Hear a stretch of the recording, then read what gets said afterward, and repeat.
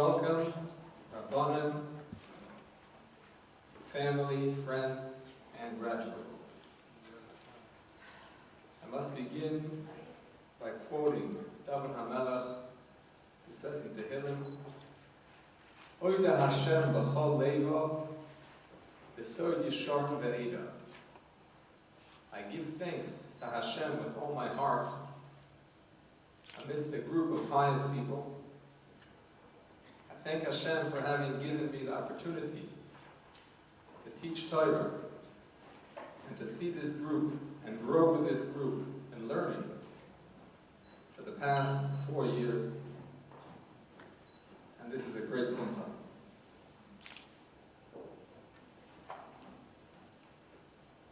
So I was talking to somebody this morning about this Smicha program,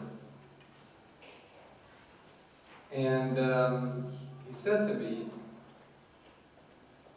I was explaining to him, you get to learn so many areas of Torah, you become so knowledgeable, you even get a title afterwards, icing on the cake.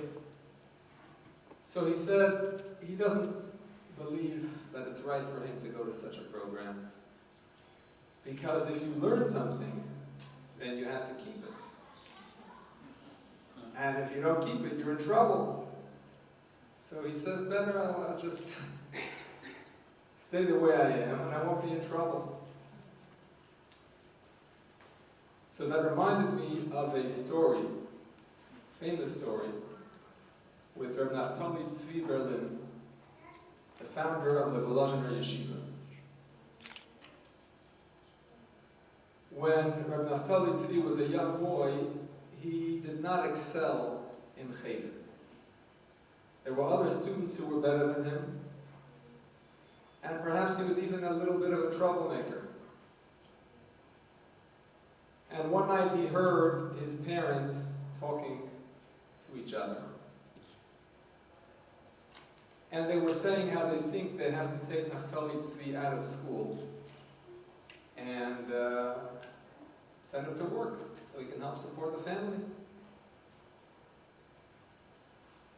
Anyway, little Naftali Tzvi went to sleep, and that night he had a dream.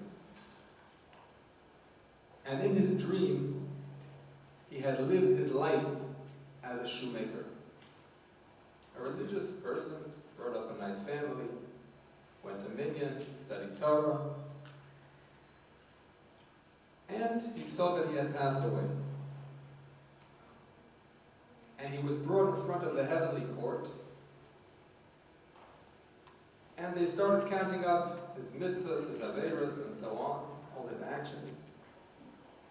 And all of a sudden an angel comes over to him with a book. And in the book it says, Hanek Dover. That is the title of one of the famous books of the Netziv, a commentary on the Chumash. And it says, by Rabbi Naftali Tzvi Berlin.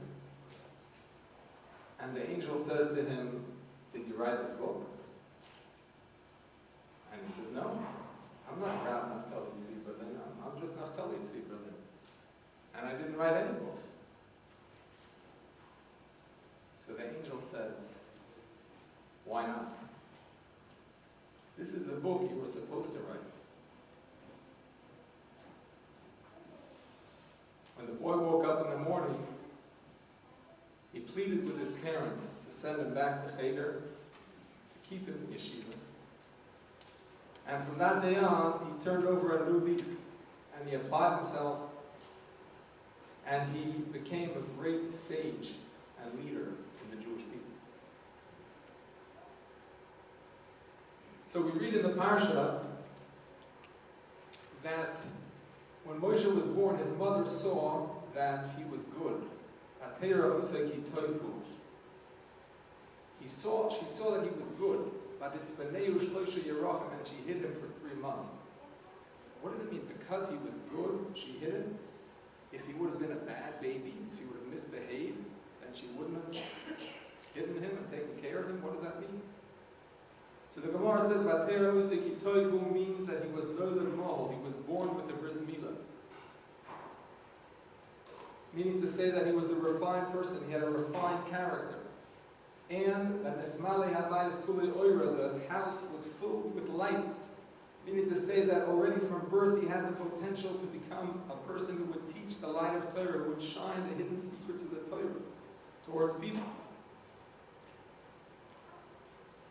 And that's the meaning of Atitzpaneu Shloisha Yerachim. She hid him for 3 months because at that time in Egypt there was no hope for babies. So every mother did a little bit, to try to save them, but they didn't have any hope really.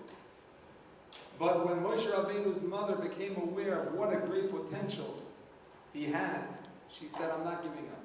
I'm going to hide him till the very last day I can hide him, and then I'm going to put him in the Nile. And even in the Nile, I'm going to send my daughter to look after him and make sure everything's okay, because I see he has the potential. So each and every one of us here, and each and every Jew around the world, have a book to write. And it's the book of good deeds. It's the book of Avodas Hashem. It's the book of success in learning and in teaching. And this group that you see here tonight, the graduating group, is in the middle of writing a tremendous book. And they toiled in Torah, they took time out of their nights, week after week, month after month, year after year, and they applied themselves, and they really came to tremendous levels. But this is only the beginning of the book. They are far from finished. Some people consider the smicha like that's it, they're finished, they have the paper on the wall, now they can move on to the next project. But I know that this group is not like that, because I know, for example, one of them, after he finished smicha, he showed up to class, the next class we had. I said, what do you mean? You're finished. What are you doing here? He said, well, I'm here to review. If I don't review, I'm going to forget. That's dedication to Torah. And I know another one continues to learn every day, once a week with myself and with others. Another one is involved in teaching and shiurim, and another one is also reviewing and continuing to learn. And therefore they are a tremendous example and asset to their families, to the communities, to the entire South Florida, and to Klal Yisrael.